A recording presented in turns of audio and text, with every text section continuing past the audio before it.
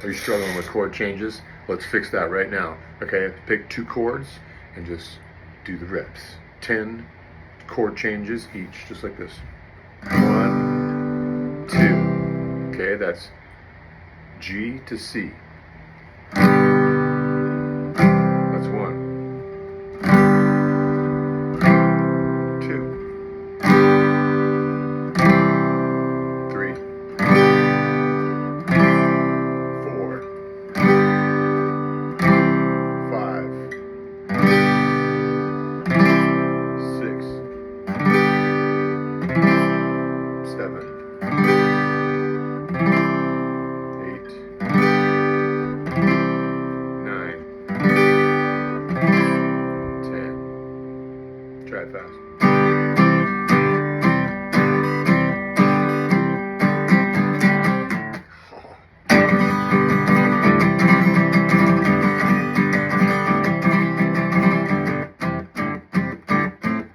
Let's do it slow.